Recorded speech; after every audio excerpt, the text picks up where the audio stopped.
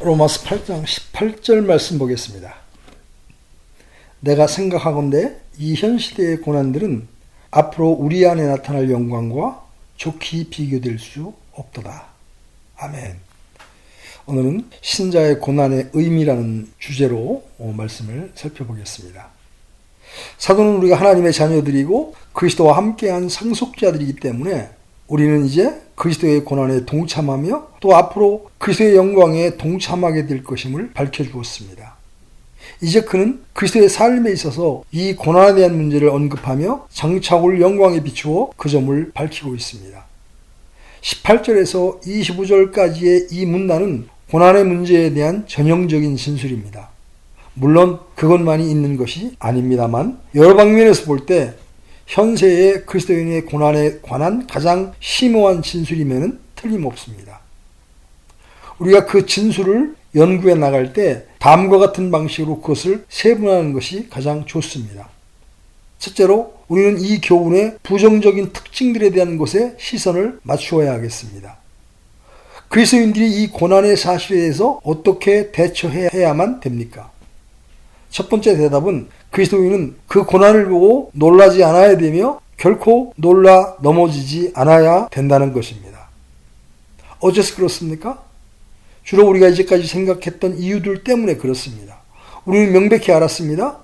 우리가 주 예수 그리스도께 연합했다면 우리는 반드시 어느 모양으로든지 그리스도의 고난에 동참하는 것에 대해서 무엇인가를 알게 된다는 것입니다. 이것은 그리스도인의 삶에 있어서 피할 수 없는 것입니다. 그러므로 그 고난에 대해서 놀라지 말아야 합니다. 그러나 초대 그리스도인들 중에 많은 사람들이 그것에 대해서 놀라움을 가졌음이 틀림없습니다. 또한 그것 때문에 넘어지기도 했을 것입니다. 그러나 사도 바울이 여기서 보여주고 신약의 여러 곳에서 보여주듯이 그것은 전적으로 잘못된 것입니다. 그렇게 해서 전 두 번째 요점으로 옮겨갑니다. 우리는 고난에 대해서 놀라움을 가지지 않아야 될 뿐 아니라 그것에 의해서 요동되지도 말아야 합니다. 또한 넘어지지도 않아야 합니다. 이 전체 문제가 그처럼 긴박한 중요성을 가지는 것이 바로 그 점에서입니다. 만일 우리 그리스도인들이 우리의 고난 때문에 넘어진다면 또한 요동된다면 우리를 바라보고 있는 사람들에게 끼치는 영향이 매우 끔찍할 것임에 틀림없습니다. 우리가 시련과 고난을 당할 때에 믿지 아니하는 사람들이 우리의 믿음의 가치를 테스트할 것이고 우리를 주목하고 관찰함으로써 점검할 것입니다. 만일 우리가 실패한다면 복음에 커다란 해를 끼치고 있는 것입니다. 초대교회 시대에 있어서 이 그리스도인들이 고난을 참아냈던 방식을 관찰하는 것보다 사람들로 하여금 개종케 하고 죄를 깨닫게 하는 데 있어서 더 능력이 있었던 것이 없었습니다. 그것은 분명한 역사적 사실입니다. 신자들이 시련에 처할 때에 그들은 혼란스러워하지 않았습니다. 심지어 그들이 유죄 선고를 받고 사자들에게 던져졌을 때 불평하거나 원망하기는커녕 그리스도의 이름으로 고난을 받는 것을 가치 있게 여김으로써 하나님께 감사했던 겁니다. 다른 사람들이 그것들을 보았습니다. 이 세상에서의 영광의 최종적인 면류관은 순교라고 초대교회 사람들이 말하곤 했습니다. 또한 순교의 피가 교회의 씨라고 말했습니다. 그것이 역사의 위대한 증언입니다. 그것처럼 불신자들을 흔들어 놓고 그것처럼 기독교에는 무엇인가 있다고 느끼게 만든 더 좋은 것이 없었습니다. 그리스도인들이 어떤 신비하고 비밀스러운 능력을 가지고 고난을 기쁘게 심지어 환난 중에도 즐거워한다는 것을 관찰했을 때 그들은 그렇게 느꼈을 것입니다. 그러면 우리가 고난에 의해서 흔들리지 말아야 되며 그렇게 느꼈을 것 때문에 넘어지지 않아야 되는 것은 진리인 것입니다. 다른 말로 해서 우리가 고난을 받고 있다고 해서 결국 그것 때문에 구원의 진리를 의심해서는 안 된다는 것입니다. 이 시험에 실패했던 경건한 사람들의 예를 인용할 수는 있습니다. 시편 73편에서 그에 대한 신뢰가 나타납니다. 우리는 고민하는 한 사람을 보게 되는데 그는 이렇게 말합니다. 어째서 이런 일이 내게 일어나는가? 나는 고난을 받고 있는데 이들 경건치 않은 악한 사람들은 점점 잘 되고 있구나. 내가 내 마음을 깨끗하게 하며 내 손을 무죄함 속에서 씻은 것이 참으로 헛되니 결국 이 경건한 삶에 무엇이 있다는 말인가? 그리스도인이 그런 식으로 행동할 때 그는 믿음을 부정하고 있는 것입니다. 우리가 지금 숙고하려고 하는 문단의 목적은 이러한 반응이 얼마나 철저하고 무섭게 잘못된 것인가를 보여주는 것입니다. 그리스도인은 결코 고난 때문에 놀라 넘어져서는 안 되고, 또한 자기가 고난을 받고 있다고 해서 구원의 진리를 의심하는 데까지 가서는 안 됩니다. 만일 그가 그렇게 한다면 구원관에 무엇인가 잘못되어 있는 것입니다. 그 사람은 피상적인 어떤 복음전도를 들었을 수도 있습니다. 피상적인 복음전도는 자기가 주 예수 그리스도를 믿는다고 말하기만 하면 그는 더 이상 어떤 문제도 없을 것이라고 하는 인상을 주는 복음전도를 말합니다. 더 이상 어떤 어려움도 없을 것이다. 인생 전체가 햇빛처럼 빛나게 될 것이고 결코 고난을 당하지 않을 것이라는 식의 복음전도의 형태입니다. 물론 그것이 그 사람이 가지고 있던 복음의 개념이라면 틀림없이 그는 얼마 가지 않아서 혼란을 겪게 될 것입니다. 그러나 이러한 일은 그리스도인들에게 있어서 해당되어서는 안 됩니다. 그리스도인들은 고난과 혼란 속에서 하나님의 사랑을 의심해서는 더욱 안 됩니다. 믿지 않는 그들의 친구들이 하나님의 사랑이 어디 있느냐라고 말합니다. 그렇게 말하도록 충동질합니다. 하나님이 사랑의 하나님이라면 어째서 그분이 너희에게 이런 일이 일어나도록 했겠느냐. 이것은 그리스도인이 결코 자기 마음속에 들어오지 못하도록 해야 하는 생각입니다. 어떠한 일이 일어나든지 하나님의 사랑을 의심하지 마십시다. 이 전체의 문단은 바로 그러한 태도가 어째서 잘못된 것인가를 보여주고자 하는 것입니다. 다른 사람들은 하나님의 능력을 의심합니다. 그들은 이렇게 말하지요. 하나님의 사랑? 우리는 그것을 부정하지 않는다. 그러나 그분은 능력을 가지고 있지는 못하다. 하나님께서 능력을 가지고 계셔서 자기 백성들이 고난을 받지 않도록 하신다면 어째서 그 능력을 사용하지 않는가? 어째서 그것을 행사하지 않느냐 말이야. 그분이 능력을 가지고 있는가? 마귀는 기꺼이 이러한 의문에 대해서 암시를 던질 채비를 하게 될 것입니다. 그러나 사도의 가르침에 비추어서 그러한 마귀의 관계를 물리쳐야 합니다. 또는 아마 우리가 전적으로 그리스도인이 아닌지도 모른다는 억측의 형태로 의심이 찾아오게 될 것입니다. 이런 식의 논리죠. 하나님의 백성은 분명히 보호받을 사람들임에 틀림없다. 그리스도께서도 너희의 머리털 하나도 세신바 되었다라고 말씀하셨다. 하나님을 떠나서는 그리스도의 제자들에게 어떠한 일도 일어날 수 없다. 그러나 내게 일어나고 있는 것을 보라. 내가 그리스도인이 아닌 것이 분명하다. 마귀가 여러분들에게 그렇게 말하도록 할 것입니다. 그가 와서 그러한 사상을 집어 넣을 것입니다. 여기서 바울의 가르침의 목적은 그러한 생각들이 들어올 때 그러한 생각을 어떤 입장에서 물리쳐야 하는가를 보여주는 것입니다. 그런 생각들이 마음에 들어오기 위해서는 안 됩니다. 만일 마귀가 여러분들에게 그러한 생각들을 돌린다면 믿음의 방패로 즉각 소멸시켜야 합니다. 그리고 그리스도인은 결코 환난이나 시련에 요동되어서 하나님께 대적하는 의식을 느끼기까지 되어서는 안 된다는 것입니다. 그리스도인이 하나님을 향하여 불평하거나 하나님께 악의를 가지는 것은 무서운 일이기 때문입니다. 어떠한 고난이 있더라도 그 고난이 아무리 크고 깊은 것이라 할지라도 그리스도인이 이 교훈을 이해하게 되면 그는 결코 하나님께 대한 악이나 불평을 가지지 않게 될 것입니다. 왜 이것이 내게 일어났는가? 어째서 내가 이러한 것을 인내해야만 하는가라고 말하지 않을 것입니다. 기독교인의 마음에 그러한 생각이 들어오지 못하게 해야 합니다. 그러나 이제 또 다른 소극적인 측면으로 나아가 봅시다. 우리의 몫에 대해서 어떠한 개선이나 또는 어떤 것에 기대를 가질 보증이 주어지지 않았다는 것입니다. 그것은 분명히 매우 중요합니다. 사도는 고난과 고통을 당하고 있는 그리스도인들에게 편지를 쓰고 있습니다. 그러나 사도의 말을 들어볼 때 상황이 나아지게 될 것이라는 어떤 암시도 전혀 없으며 또한 멀지 않아 고통에서 해방될 수 있다고 하는 또 그러한 것이 이처럼 계속되지 않을 것이라는 암시가 없다는 것입니다. 그러한 암시가 되어 있지 않습니다. 또한 여기서나 신약의 다른 어떤 곳에서도 그런 암시가 있지 않습니다. 어떤 사람들에게 있어서 이것은 매우 놀라운 생각일 것입니다. 많은 사람들은 그것에 굉장한 불쾌감을 가집니다. 그러나 이 점에 대해서 우리가 명백히 할 필요가 있습니다. 이것은 우리 주님의 가르침의 일부입니다. 여러분은 어떤 사람이 어느 날 주님께 와서 주님을 따르겠다고 하면서 이렇게 말하는 것을 기억할 것입니다. 선생님, 어디로 가시든지 내가 따르겠나이다. 우리 주님은 사람의 정신 구조와 상태를 아시고 여우도 굴이 있고 공중의 새도 보금자리가 있을 때 사람의 아들은 머리 둘 곳이 없도다고 하셨습니다. 그리스도께서는 그 사람에게 도전하셔서 그가 자기를 진정으로 따르기를 희망한다면 많은 시련과 고난받을 준비가 되어 있어야 한다는 것을 보여주셨습니다. 주님께서는 결코 자기 백성들에게 아니란 때를 약속하시지 않으셨습니다. 성경의 가르침은 결코 보편적 인류의 위안을 제공하지 않습니다. 제가 이 점을 강조하고 있는 한 가지 이유는 사람들의 아편 또는 마약의 일종으로 묘사되어 왔다는 데 있습니다. 좀 더 행복을 느끼고 좀 더 자기들의 고통을 잊어보려고 교회에 나오는 사람들이 많습니다.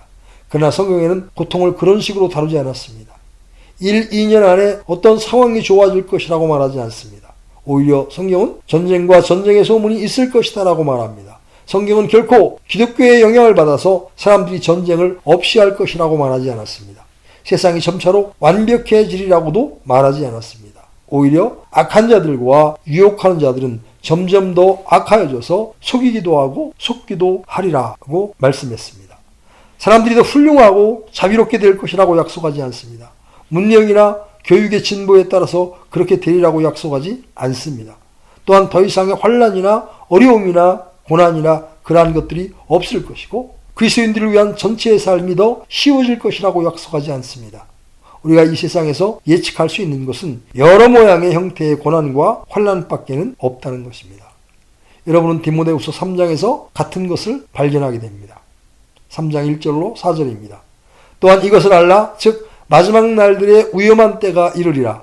사람들이 자기를 사랑하며 탐욕을 부리며 자랑하며 교만하며 신성모독하며 부모에게 불순종하며 감사하지 아니하며 거룩하지 아니하며 본성에 애정이 없으며 협정을 어기며 거짓 고소하며 절제하지 못하며 싸나우며 선한 자들을 멸시하며 배신하며 고집이 세며 높은 마음을 품으며 하나님을 사랑하기보다는 쾌락들을 더 사랑하며.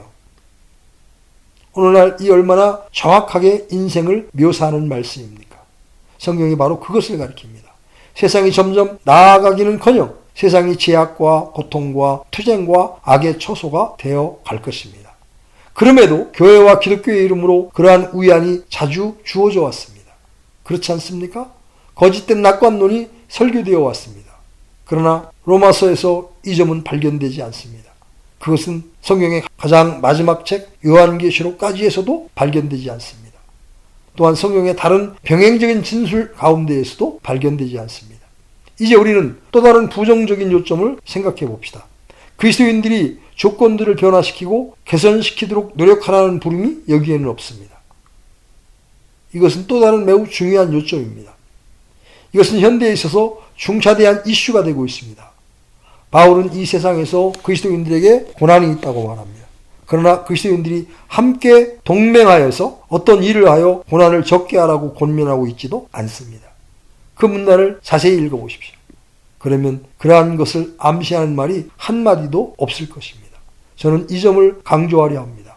성경이 그 문제에 대해서 가르치는 바가 이 로마서 13장에 나타나 있습니다. 모든 호는 더 높은 권력들에 복종할지니 하나님으로부터 나지 않은 권력이 없으며 이미 있는 권력들도 하나님께서 임명하셨느니라. 그러므로 누구든지 권력에 거역하는 자는 하나님의 규례를 거역하나니 거역하는 자들은 스스로 정죄를 받으리라. 치리자들은 선한 일이 아니라 악한 일에 대하여 두려움이 되나니 그런즉 내가 권력을 두려워하지 아니하려느냐. 선한 일을 행하라. 그리하면 내가 바로 그에게 칭찬을 받으리라. 그는 하나님의 사역자로서 내게 선을 베푸느니라. 그러나 내가 악한 것을 행하거든 두려워하라. 그가 헛되이 칼을 차지 아니하나니 그는 하나님의 사역자요 보복하는 자로서 악을 행하는 자에게 진노를 집행하느니라. 그러므로 너희는 진노 때문만이 아니라 양심을 위해서도 반드시 복종해야 하느니라. 다른 말로 해서 그것은 다음과 같은 정도까지 된다는 것입니다. 곧 그리스도인은 법을 준수하는 사람이어야 된다는 것입니다. 그는 시민으로서의 역할을 감당해야 합니다. 법과 규칙과 규례들을 지키고 준수함으로써만이 아니라 그것들을 만들고 형성하는 데 있어서도 시민의 역할을 감당해야 합니다. 그러나 제가 강조하고 싶은 것은 그러한 입법이라든지 그러한 유의 활동을 방편으로 해서 고난의 원인들을 제거할 수 있다고 믿지는 말아야 된다는 것입니다. 현 시점에 있어서 제가 볼 때 이 점은 중차대한 요점입니다. 이 점에 있어서 실패하는 것처럼 보이는 시원찮은 그리스도인들이 많습니다. 그들은 기독교만이 국가를 인도하여 보편적으로 세상과 인생을 개선케 할 수 있다는 의미에서 세상을 오직 유일한 소망이라고 말합니다. 그들 가운데 어떤 사람들은 예를 들어서 그리스도인의 간증이나 증거가 정부로 하여금 폭탄을 제조하는 것을 멈추게 할 수 있다고 생각합니다.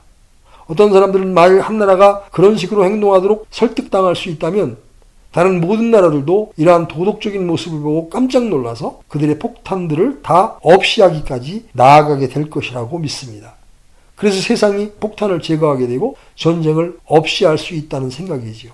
그러나 그것이 기독교의 가르침이 아닐 뿐 아니라 그것은 기독교의 가르침을 헛되게 부정하는 것입니다. 이것은 너무나 명백합니다. 또한 다음과 같은 방식으로 자신들의 견해들을 토로하는 사람들이 있습니다. 그들은 기독교의 할 일은 세상의 통치자들에게 도덕적인 감화를 주는 것이라고 말합니다. 그래서 만일 우리가 다른 방식으로 영향을 행사하고 그에 따라서 모든 것을 조직해 나가기만 하면 우리는 사람들이 우리의 모든 고통의 원인에 대하여 종식을 하도록 설득시킬 수 있다고 주장합니다. 저는 다시 한번 성경에는 그런 가르침이 없다고 말씀드립니다. 사도는 그리스도인들이 서로 동맹해서 로마 제국에 탄원선을 보내도록 권면하고 있지 않습니다. 또는 다른 곳에 있는 권세자들에게 그렇게 해서 고통을 가져오는 요인에 영향을 주기 위해서 그렇게 하라고 말하고 있지도 않습니다. 기독교의 가르침은 결코 그렇게 가르치지 않습니다. 성경 전체에도 그러한 류의 가르침이 없습니다. 우리는 법을 준수해야 합니다.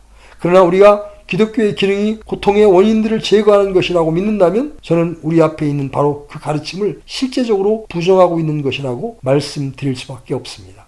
그러한 것은 전적으로 여기에 나타나 있지 않습니다. 기독교는 세상을 개혁하기 위한 개선책이 아닙니다. 성경은 이 점에 있어서 매우 노골적입니다. 제가 이미 인용한 바와 같이 전쟁과 전쟁의 소문이 있을 것입니다. 악한 사람들은 더욱 악하게 될 것입니다. 종말의 때가 오게 되면 너무나도 무섭게 될 것이기 때문에 우리 주님은 이러한 질문을 하셨습니다. 사람의 아들이 올 때에 세상에서 믿음을 보겠느냐? 그런데도 어떤 사람들은 기독교의 주요 임무가 기독교의 이름으로 고통을 사라지게 하는 것이라고 주장합니다. 또한 만일 우리가 서로 동맹만 한다면 성공을 보장할 수 있다고 주장합니다. 그러나 우리가 알게 되겠지만 그러한 주장은 하나님의 전체의 프로그램을 부정하고 있는 것입니다. 우리는 이제 네 번째 소극적이고 부정적인 마지막 요점에 이르게 되었습니다. 그러면 제가 말씀드린 것에 비추어 볼 때 우리가 어떻게 하라는 권면을 받습니까? 그저 체념하라고 대답하지는 않습니다. 많은 사람들이 그렇게 연역해서 생각합니다. 그것은 거짓된 추측입니다. 그들은 이렇게 말하죠. 좋습니다. 세상 역사에 대해 당신이 그리고 있는 그림에 비추어서 또한 기독교와 세상과의 관계에 비추어서 당신의 가르침은 우리가 그저 그러한 일들에 대해서 체념하고 있으면 된다는 것이고요. 우리는 우리의 운명에 대해서 스스로 체념해야 됩니다. 우리는 이 같은 세상에는 고난이 있어야 된다고 말해야 합니다. 그것에 대해 어떠한 안달도 해서는 안 된다는 것입니다. 또한 그러한 것을 위해서 무엇인가를 하려고 애써도 안 됩니다. 우리는 그저 그러한 일에 대해서 체념하고 그저 우리가 할 수 있는 한에서 그렇게 나아가면 되는 것입니다. 저는 그들의 이러한 태도에 대해서 이렇게 대답하겠습니다. 그러한 태도는 우리가 여기서 발견하는 교훈과는 전적으로 다릅니다. 여러분은 사도의 말씀에다가 체념을 집어넣을 수 없습니다.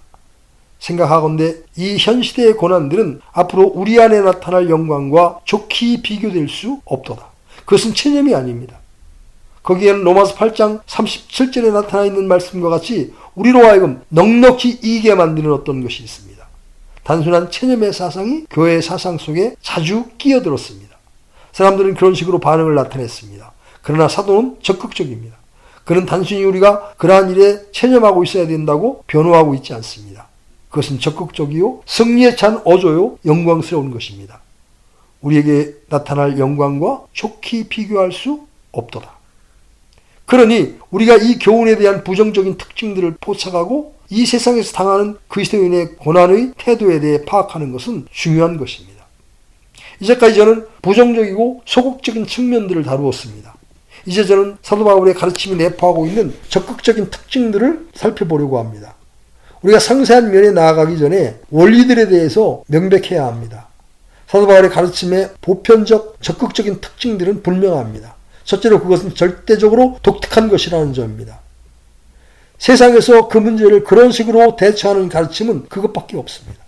그런 식으로 문제를 대처하는 가르침은 절대로 없는 것입니다. 스토아파의 가르침은 사도가 이 편지를 쓸 당시에 매우 인기 있었던 가르침인데 그것을 생각해 보십시오.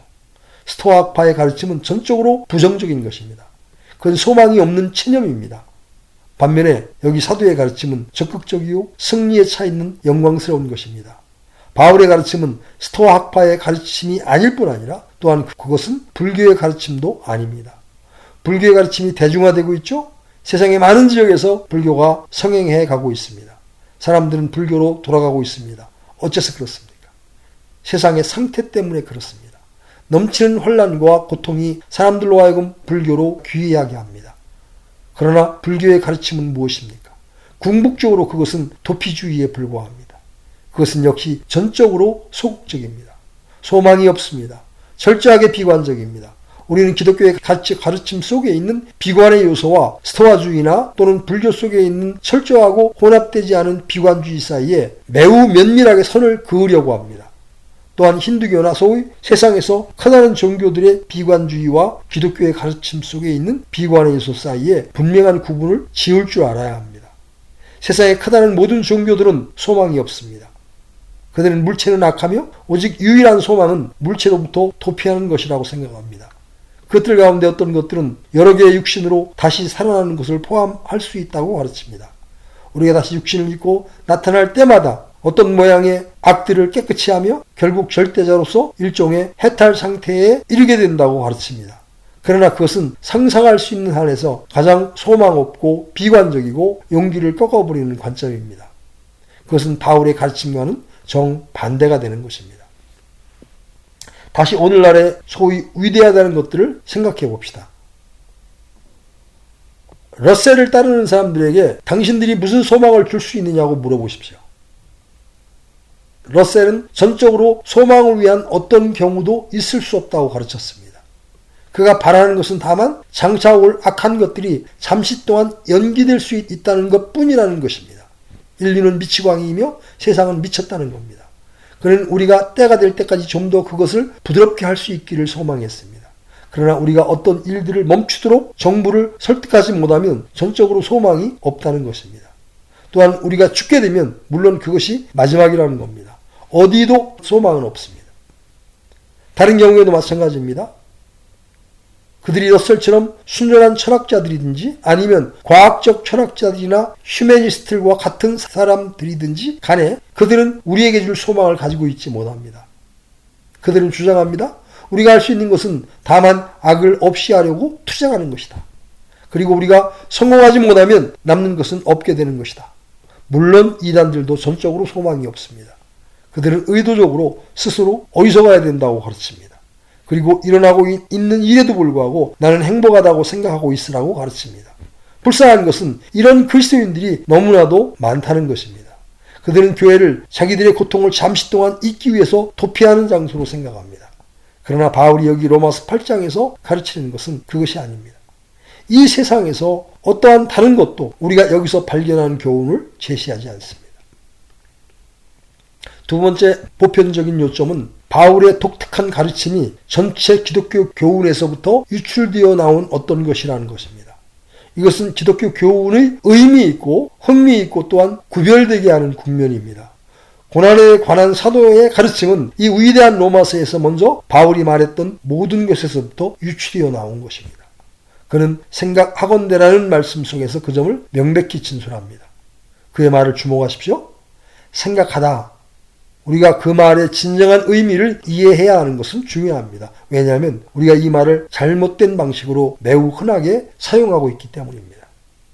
어떤 사람이 난 내가 이러이러한 것을 알고 있다고 생각한다라고 말합니다. 그 사람이 말하는 의미는 나는 그러한 견해를 가지고 있다라는 뜻이죠. 그것은 사도가 여기서 생각하다라고 하는 것과는 의미가 다릅니다. 우리는 더 오래된 의미로 돌아가야 합니다. 생각하다는 어떤 결론에 도달했다는 것을 의미합니다. 어떤 논리적인 사고와 합리적인 과정을 통하여 유추하여 결론을 얻어냈다는 뜻입니다. 우리는 이미 6장 11절에서 그 말에 대해서 생각해 보았습니다. 그리고 우리는 그것을 강조했습니다.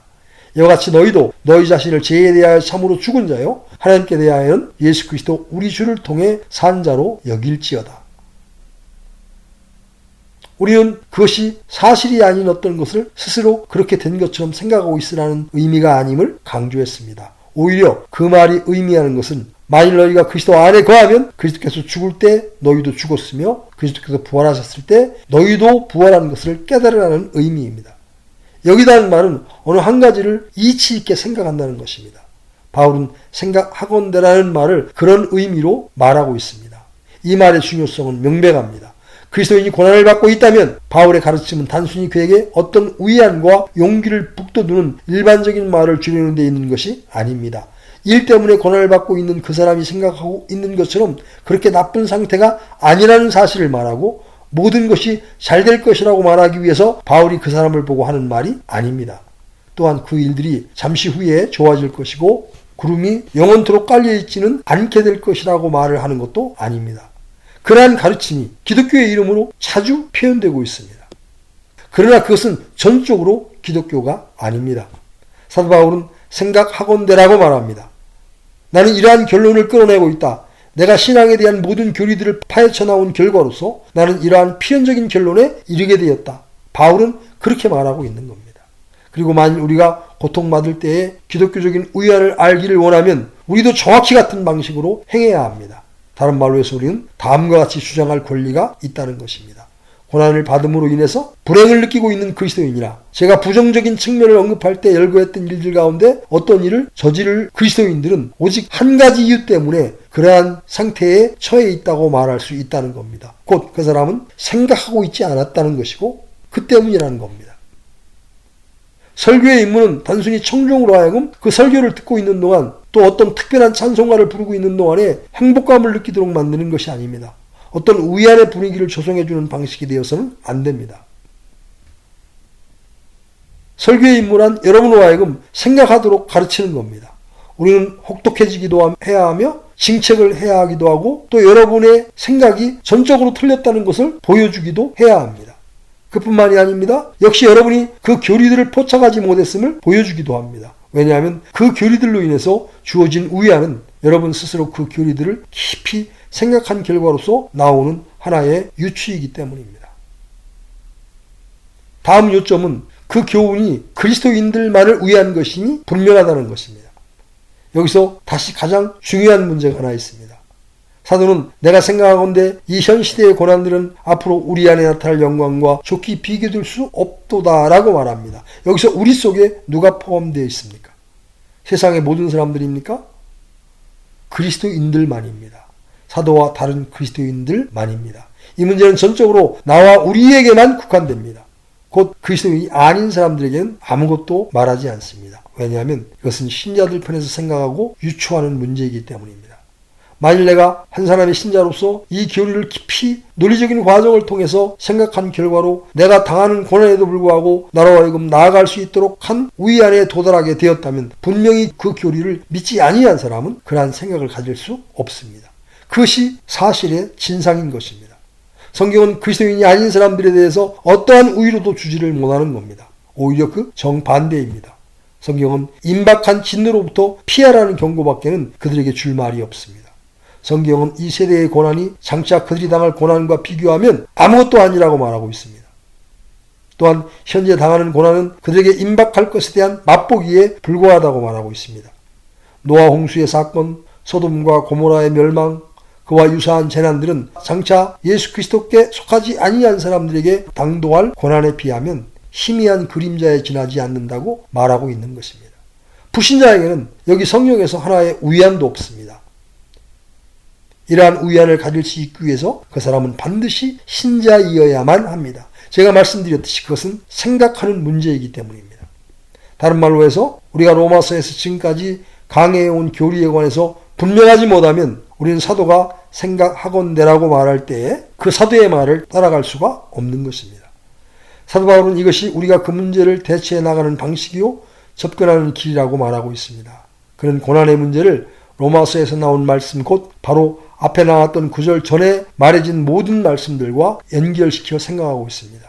이것은 우리가 하나님에 관한 전체 교리와 우리의 복되신 주 예수 그리스도 안에서 또 그로 말미암아 하나님께서 계획하고 계신 모든 목적에 관하여 명백해야 된다는 것을 의미합니다. 만일 우리가 기록된 모든 것을 믿지 않으면 우리에게는 하등의 우위로가 없습니다. 사도는 그것을 우리를 위해서 이제까지 풀어주고 있었던 것입니다.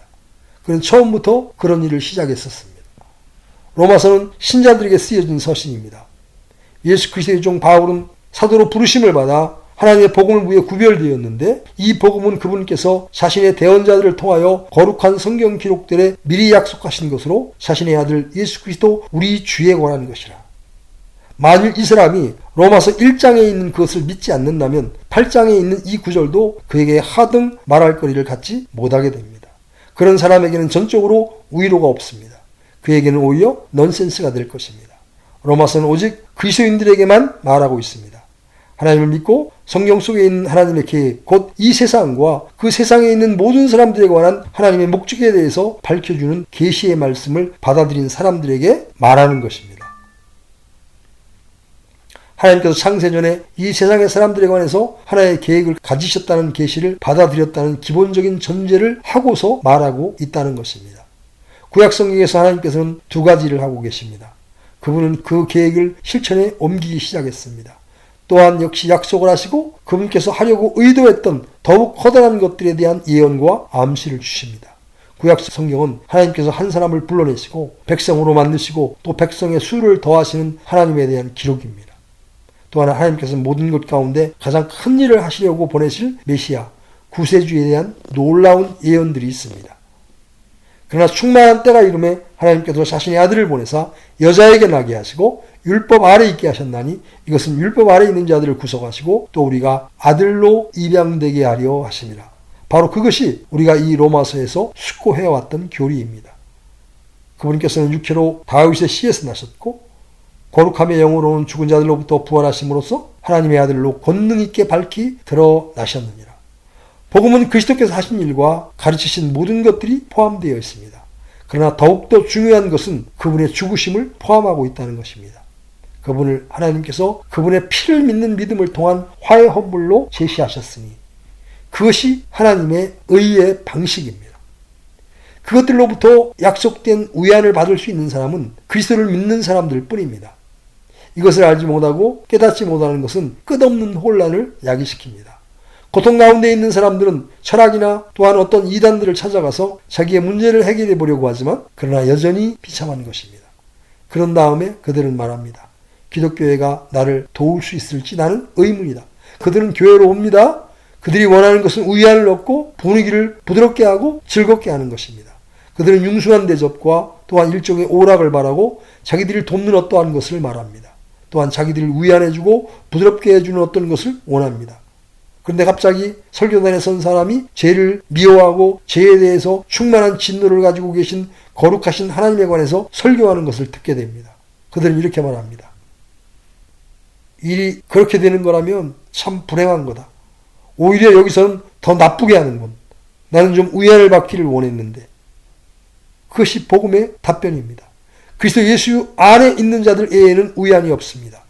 그리스도 예수께서 하나님의 아들이심과 우리의 죄를 위해서 그분이 죽으심과 장사 진행받아 문자 그대로 무덤에서 승리적인 부활을 하셔서 원수를 이기시고 하늘로 승천하셨다는 사실을 믿는 자들밖에는 위안이 없습니다. 만일 여러분이 그것을 믿지 않는다면 이 구절은 여러분에게 아무것도 말하지 않습니다. 생각하건대 곧 이 말은 앞에 생각했던 교리들에 비추어서 도달할 수 있는 결론은 그것밖에는 없다는 식이죠. 바로 사도가 지금 말하고 있는 것이 그것입니다. 즉각적으로 이것은 우리를 그리스도인의 삶을 사는 전체 방식에 인도하여 줍니다. 그것은 갑작스럽게 여러분에게 찾아오는 무엇이 아닙니다. 그것은 단순한 어떤 느낌도 아닙니다. 그것은 말하자면 여러분이 포착하는 어떠한 것도 아닙니다. 기독교는 여러분이 잡는 하나의 정신도 아닙니다. 기독교는 믿고 체험하는 바의 믿음입니다. 또한 그런 다음에 이치를 따져서 생각하는 그러한 믿음입니다. 여러분은 생각합니다. 또한 논리적으로 유추합니다. 그런 일에 실패하면 다른 어떤 것도 얻지를 못합니다. 이 원리가 명백합니까? 이 가르침의 가장 중요한 특징이 바로 그것입니다. 우리가 앞으로 다루게 될 상세한 국면에 대한 서론이기도 합니다. 여러분은 고난에 대해서 어떻게 반응합니까? 여러분은 과거에 그런 일에 대해서 어떠한 방식을 취했습니까? 여러분이 고난받을 때에 여러분은 어떻게 합니까? 여러분이 질병을 앓고 있거나 어떤 다른 형태로 고난을 받고 있을 때 마귀가 비겁한 자처럼 하고 와서 여러분을 이용하려 할 때 여러분은 어떻게 행동합니까? 마귀가 여러분을 여러 가지로 빗대어 말하며 참소할 때 어떻게 그 마귀를 다룹니까? 여러분은 그를 털어내려고만 했습니까? 책을 들고 읽는다든지 피아노를 친다든지 노래를 부른다든지 그런 방식입니까? 이제까지 언급한 문제에도 어느 정도 가치가 있을 수 있습니다. 그러나 그것은 참된 기독교적인 방식이 아닙니다. 마귀를 다루는 방식은 생각하고 이치적으로 따져보고 논리적으로 논증해보고 여러분이 믿는 교리들을 꼼꼼히 보는 것입니다. 그런 다음에 여러분은 생각하건대 라고 말합니다. 나는 이런 결론에 도달했다. 그것이 마귀를 다루는 방식입니다. 그 방식밖에는 없습니다. 또한 고난이나 환난이나 시련을 다루는 것도 그 방식밖에는 없습니다. 여기서 우리는 독특하면서도 그리스도를 믿는 신자들에게만 해당되는 가르침을 받고 있습니다. 그 가르침은 언제나 기독교 신앙의 위대한 근본적인 교리들에 관한 믿음과 확신